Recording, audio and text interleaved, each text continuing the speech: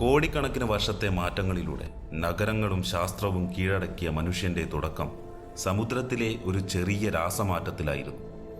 ഏകദേശം 4.5 ബില്യൺ വർഷങ്ങൾക്ക് മുമ്പ് ഭൂമി ഉണ്ടായപ്പോൾ അത് വെറും തീയും പുകയും നിറഞ്ഞ ഒരു ഗോളമായിരുന്നു. പൊട്ടിത്തെറിക്കുന്ന അഗ്നിപർവ്വതങ്ങളും മിന്നൽ പിണരുകളും വിഷവാതകങ്ങളും നിറഞ്ഞ ആ ലോകത്ത് ജീവൻ അസാധ്യമായിരുന്നു.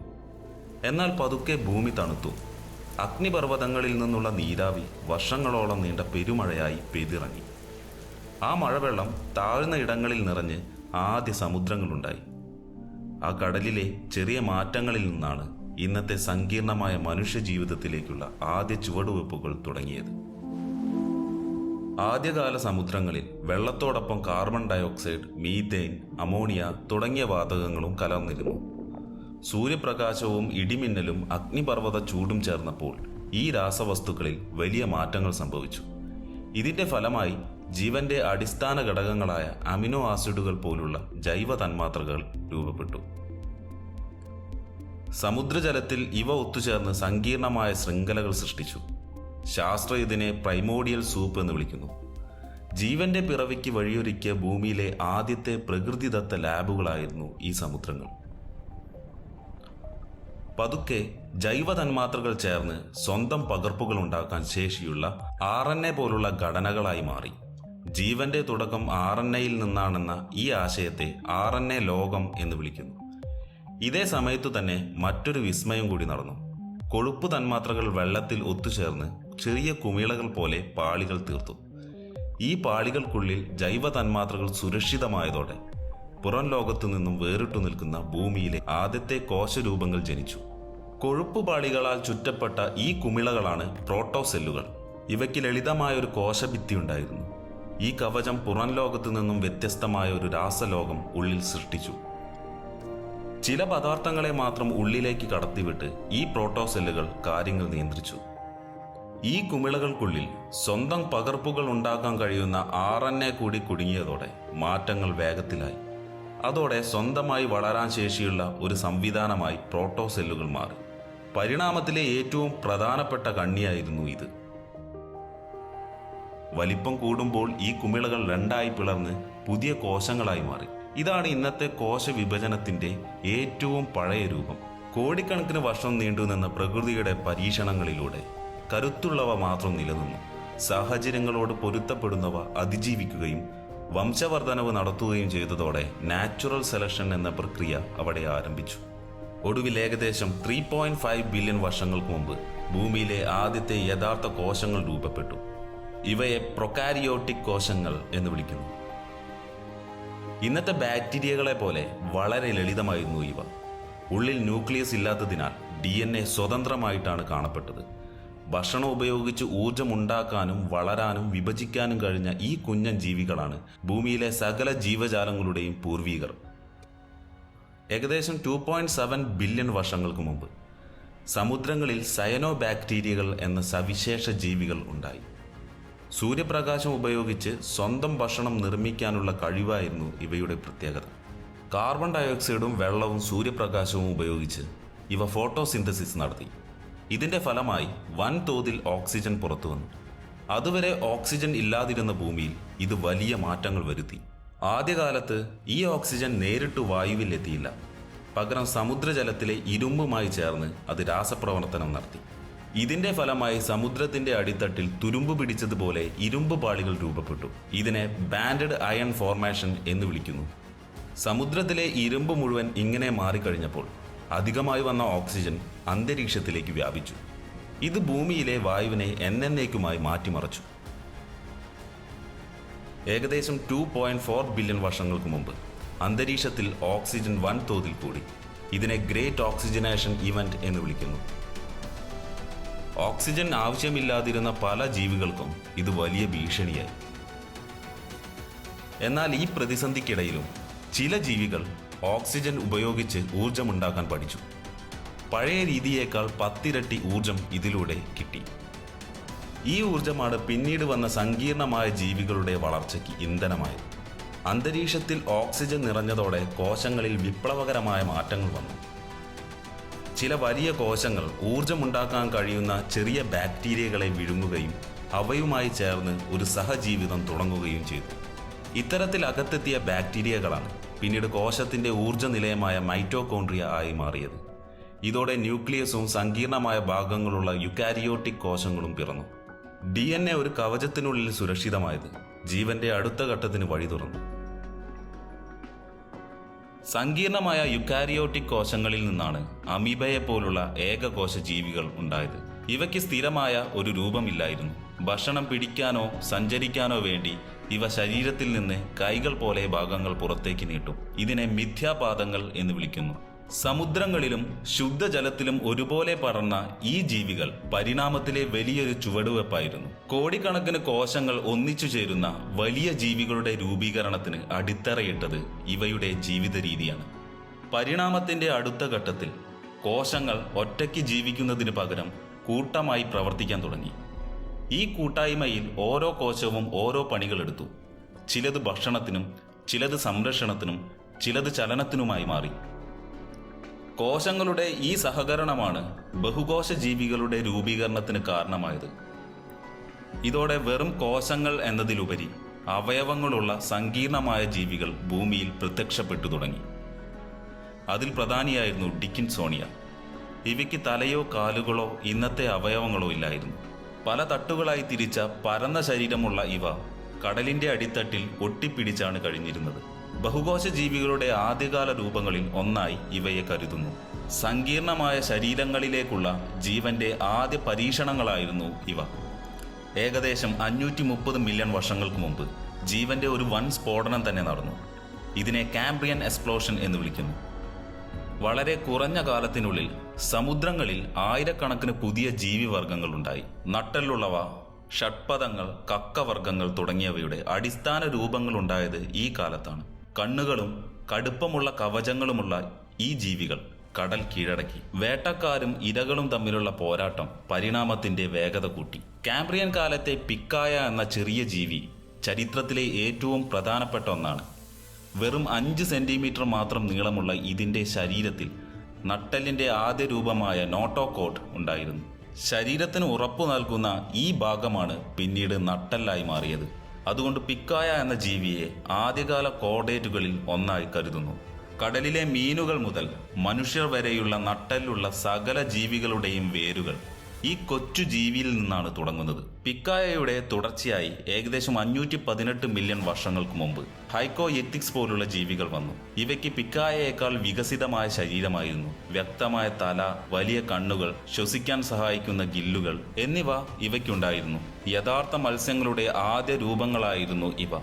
ഇതോടെ ഭൂമിയിലെ നട്ടെല്ലുള്ള ജീവികളുടെ ജൈത്രയാത്ര കടലിൽ ഔദ്യോഗികമായി തുടങ്ങി.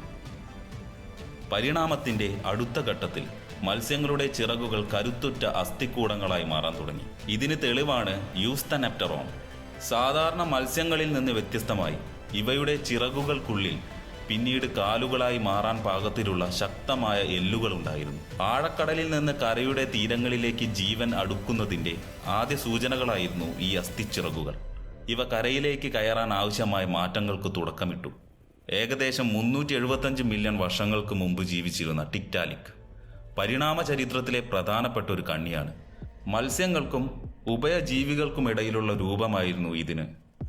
മത്സ്യങ്ങളെ പോലെ ചിറകുകളുണ്ടെങ്കിലും ഇന്നത്തെ ജീവികളെ പോലെ കഴുത്തു തിരിക്കാൻ ഇതിന് കഴിഞ്ഞിരുന്നു. ഇതിന്റെ ചിറകുകൾക്ക് ശരീരഭാരം താങ്ങാൻ കരുത്തുണ്ടായിരുന്നതിനാൽ കരയുടെ അതിരുകളിൽ സഞ്ചരിക്കാൻ കഴിഞ്ഞു. കൂടാതെ വെള്ളത്തിന് പുറത്ത് ശ്വസിക്കാൻ ആദിമ ശ്വാസകോശങ്ങളും ഇതിനുണ്ടായിരുന്നു. ടിക്ടാലിക്കിന്റെ ആ മാറ്റമാണ് പിന്നീട് ടെട്രാപോഡുകൾ അഥവാ 4 കാലുള്ള ജീവികളുടെ യുഗം തുടങ്ങിയത്.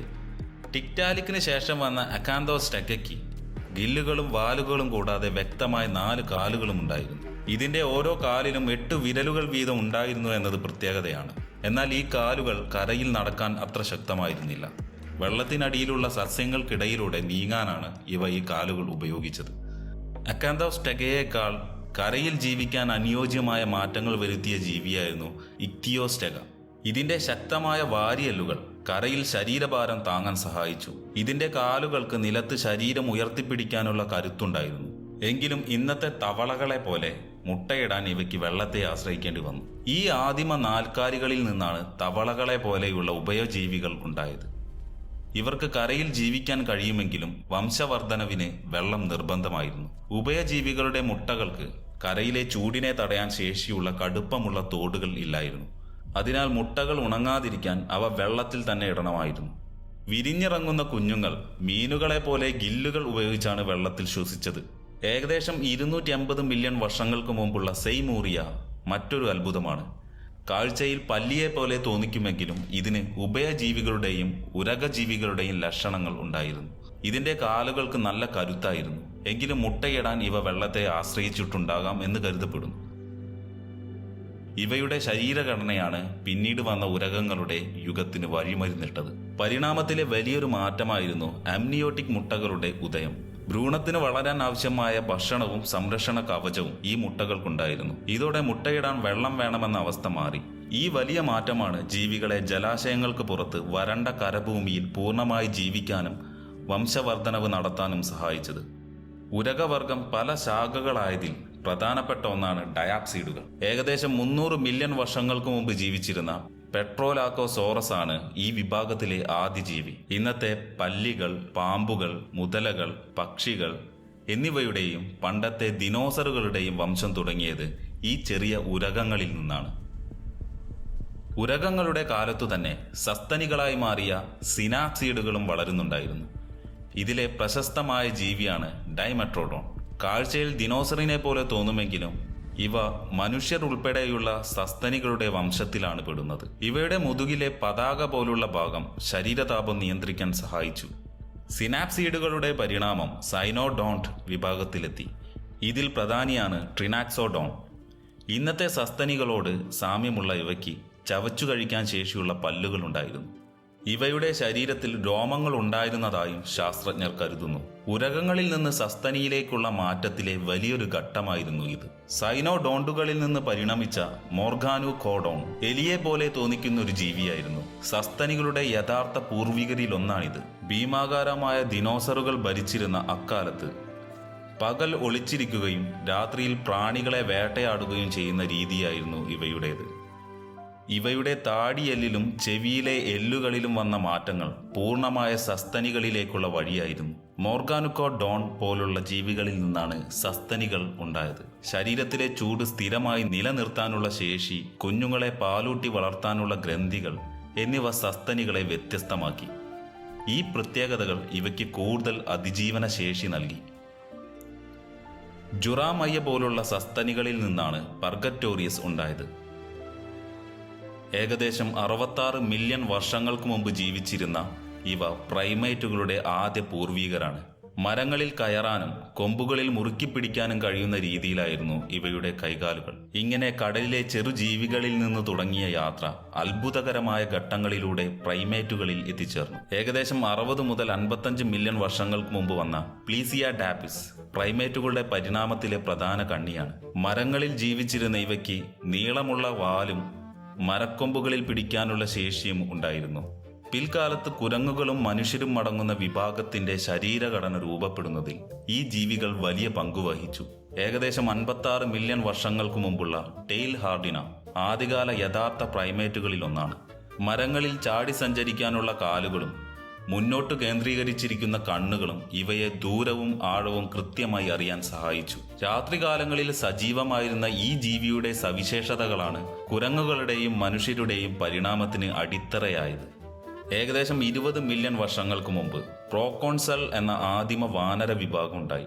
ആഫ്രിക്കയിലെ കാടുകളിൽ കഴിഞ്ഞിരുന്ന ഇവ ആധുനിക വാനരന്മാരുടെയും മനുഷ്യരുടെയും പൊതുവായ പൂർവികനാണ്.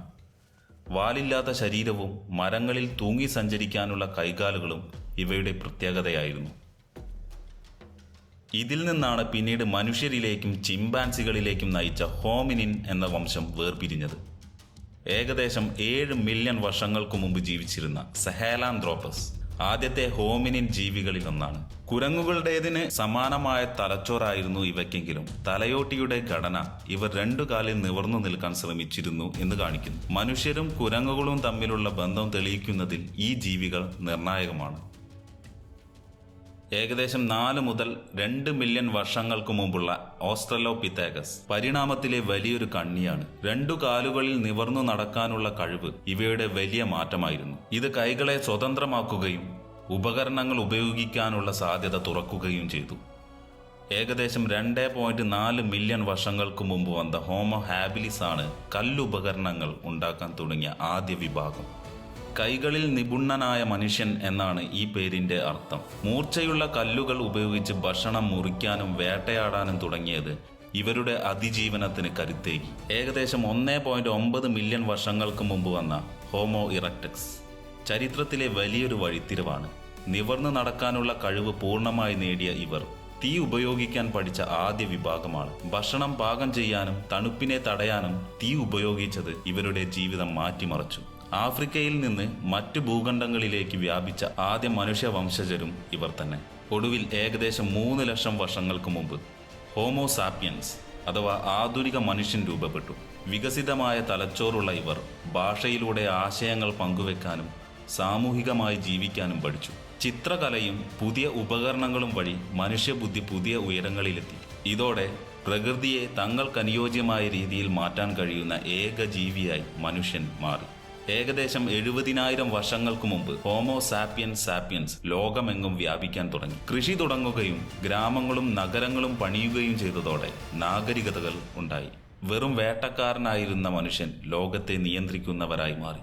ഇന്ന് ബഹിരാകാശത്തേക്ക് റോക്കറ്റുകൾ അയക്കുന്ന ആധുനിക മനുഷ്യൻ കോടിക്കണക്കിന് വർഷങ്ങൾക്ക് മുമ്പ് കടലിന്റെ ആഴങ്ങളിലുണ്ടായ ഒരു ചെറിയ കുമിളയിൽ നിന്ന് തുടങ്ങിയ മഹായാത്രയുടെ ഫലമാണ്.